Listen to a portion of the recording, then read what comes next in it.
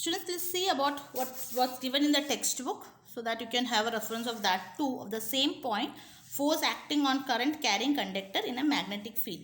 So the circuit given is here, two stands in which we have attached a horseshoe magnet. We have a string attached here, and then we have a wire connecting to both the ends. So whenever a current is not flowing through the wire, it remains straight as it is in position A. So this is the position A. Then there is no current passing through it.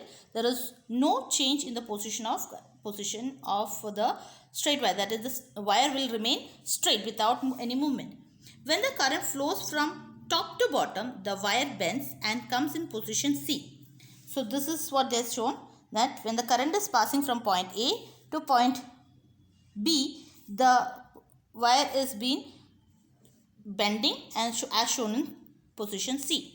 If the current is reversed, that is, if the flow is from bottom to top, the wire bends but comes in the position of B. So this is what they say. So when the current is flowing from top to bottom, the wire is going to bend as shown here to the right hand side, whereas when the current is flowing from the bottom to top, it is moving to the left hand side.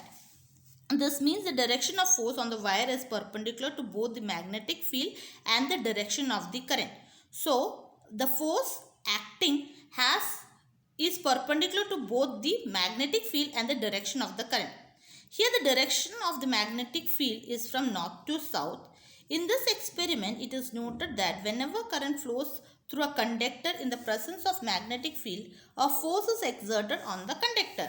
We have seen the same thing in the previous video, that how is the force experienced. If the direction of the current is reversed, the direction of the force is also get reversed. If magnet is kept reversed, that is, south pole is brought at the position of north pole and its north pole is brought to the position of south pole, same thing happens, that is the direction of the magnetic field get reversed. The experiment clearly shows that the force is exerted on the current carrying conductor.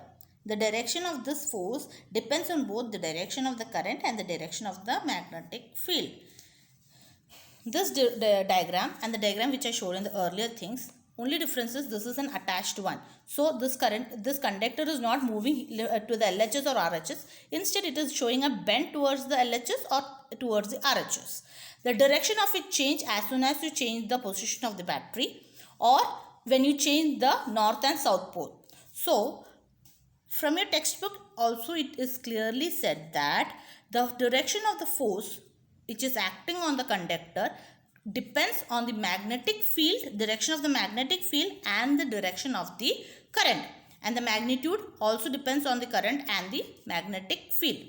Now, how to identify in which direction will this conductor move, that is going to be explained by Fleming's left hand rule, which we will see in the next video.